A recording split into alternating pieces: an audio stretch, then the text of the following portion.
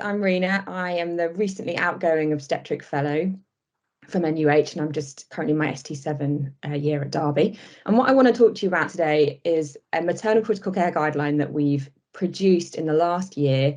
Both myself, Dr. Cantelo, and Claire Llewellyn, who's a senior matron on ITU, wrote this together, along with a massive group of people who contributed from all specialties. Now, I don't want to lose people immediately. I promise there is stuff in here that will be really useful in anaesthetics. It's not just information that's helpful for an obstetric woman who is critically unwell in her perinatal period. There is lots of stuff in here that will be useful for antenatal and postnatal women.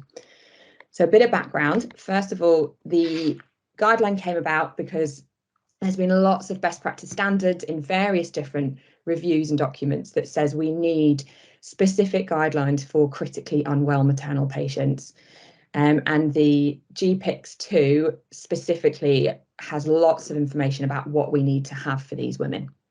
So this guideline that we've made applies to all women from 20 weeks gestation to 14 days postpartum. So there's a huge range of women in there who may be presenting to ED with critical illness, which is not obstetric related, or who may be presenting for surgery in their second or third trimester, or who are presenting again postnatally with illnesses that are not obstetric. So it affects a wide range of women, and these are women that you may encounter both in theatre or in resus. So I think there's a lot of stuff in here that could potentially help you in these situations.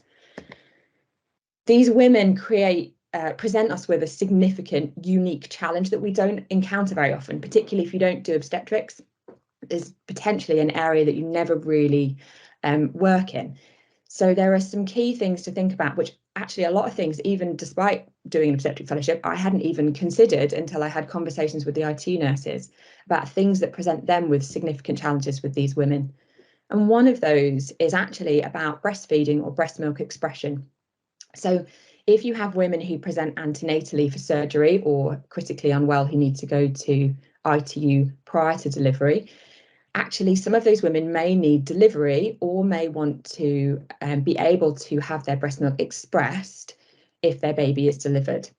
And getting consent for breast milk expression in a sedated patient is a very specific thing that I'd certainly never thought about before I wrote this guideline. And it is actually something that is really helpful if we can get verbal consent for women and document somewhere in their notes that they would wish to have breast milk expressed if they were unconscious and unable to give verbal consent. Then that makes life a lot easier for the intensive care nurses and the midwives. So we did run this past legal because there was a lot of conversation about whether it was appropriate to do this, and legal have said that this would be a best interest decision, as all other medical decisions are. But it's obviously incredibly complicated, and for women who are having their first baby, there may not be a precedent, and the family may not be clear about exactly what that woman would want to do, because there is a significant difference between choosing to breastfeed your baby and having breast milk expressed from you while you are unconscious on intensive care. So that's one of the areas that's, I think, really useful to think about if you're looking after a critically unwell woman in any context. Also, particularly for families and mothers, potentially before they're anaesthetised, to know that there are lots of systems in place to maintain contact between mother and baby once baby's delivered, or if the woman is postnatal, while the woman is on intensive care, even if she is intubated and sedated and ventilated. And that involves bringing neonates to intensive care where it's appropriate, and also taking videos, and we've got a standard operating procedure to facilitate that, so that families and mothers can have access to those pictures when the mother and baby are on ITU, even if the mother is sedated.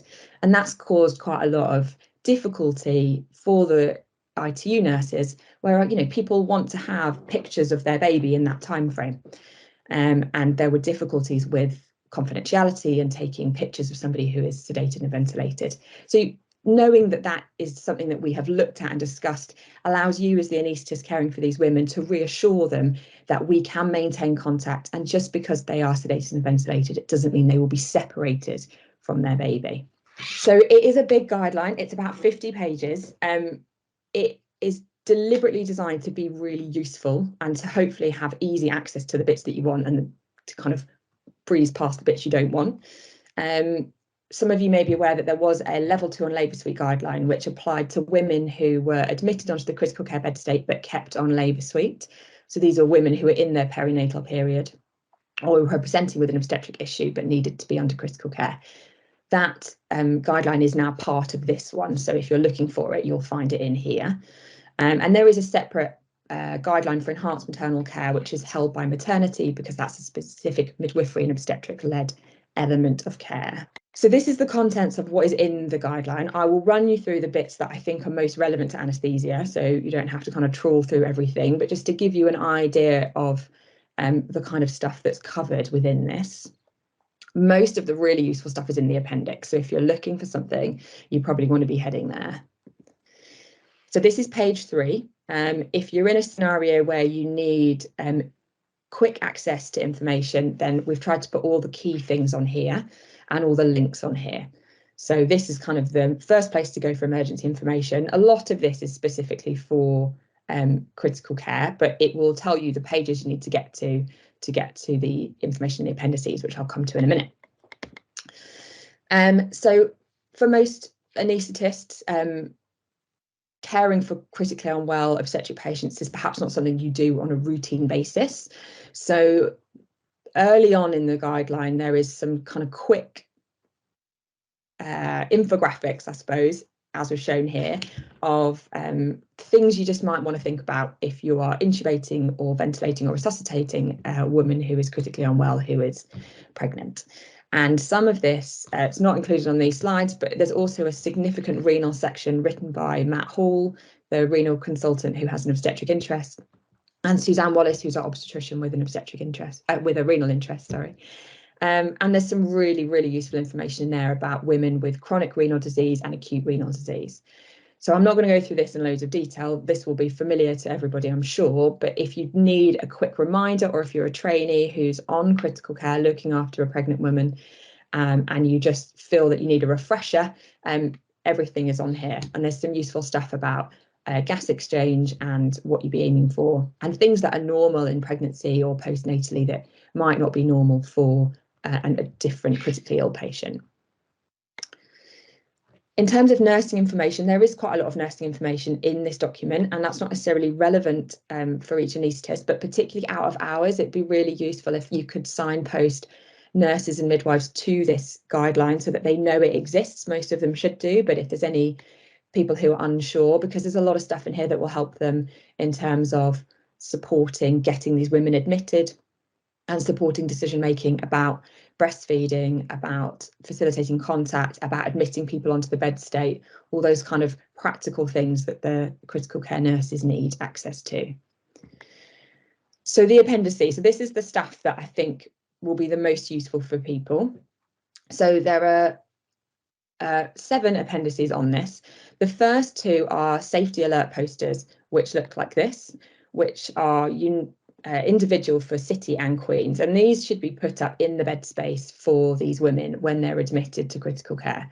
So if you were called to critical care to help with a woman who, for example, needed delivery on intensive care or was acutely unwell and needed extra hands on critical care, these posters will be up, and this just gives you rapid access to the information that you might need. So in particular, where is the emergency delivery pack? Where is the resuscitator? Where is everything that you're going to need to get that baby out if you need to do a crash section on ITU? And who do you need to call? And what are the numbers so that you don't have to go through switchboard? So look for these up on the wall. All of the emergency obstetric drugs on critical care will be in the Omnicell, and there is a kit with all the uterotonics and stuff you're going to need. And again, the Omnicell numbers are given on these posters and how to get it.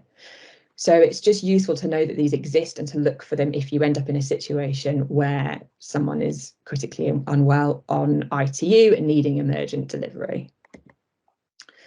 Again, if you need any phone numbers for anybody unique to both sites, then these numbers are all in one place. And these are in the appendices so that you don't have to go digging around for all these people's phone numbers. They're easy to get hold of. And then probably the most useful part of this guideline is the incredible critical care pharmacists went through the top 50 drugs that we use in critical care, and they gathered loads of information about the pharmacodynamics, the pharmacokinetics in pregnancy and the appropriate use of these drugs in breastfeeding. So, you know, it's over 10 pages long, this document, and it doesn't just say no safety data, it says useful information about when it may be appropriate to use these drugs for different women.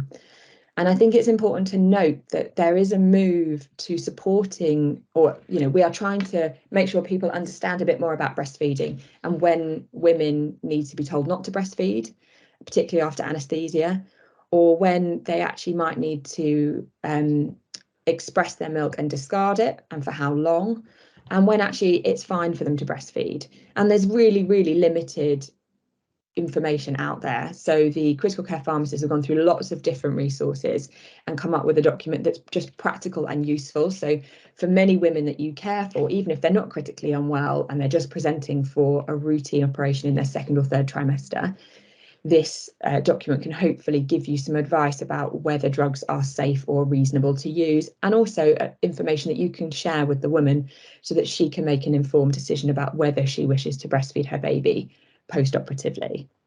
There are resources in the guideline as well, in the main body of the guideline, if you have specific questions about certain drugs, or if women have specific questions about certain drugs, so that you can contact the groups that we spoke to produce this guideline, who can give you tailored advice for individual medications that you might be using.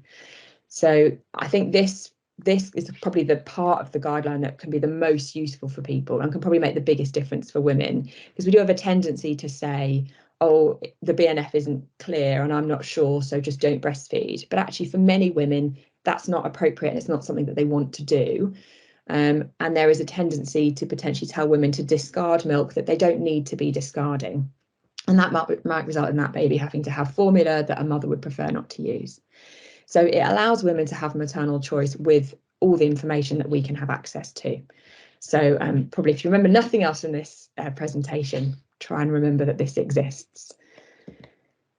If you end up looking after a woman who needs any uterotonics or any treatment for preeclampsia, which is slightly out of your remit of normal practice, again, there is a summacy of guidance here for how to give it. Now, this is written for the critical care nurses mainly, because these are drugs they probably have never used. So it's written in the way that they would give their medications on critical care. But it's useful if you just need a quick reminder of what to do and how to draw things up and how to give them. So I just want to say a huge thank you to everyone that participated in making this, because it was a massive team effort. And there are, as always, things that need tweaking and changing, and we've kind of already picked up by having this guideline in use for a few months that there are things we need to change for the next revision of the guideline. So if anybody's looking at it and they come across things that they think don't quite work or that we need to change, please drop me an email, because we want to make it as useful and practical as possible so that we can take it forwards into the next edit.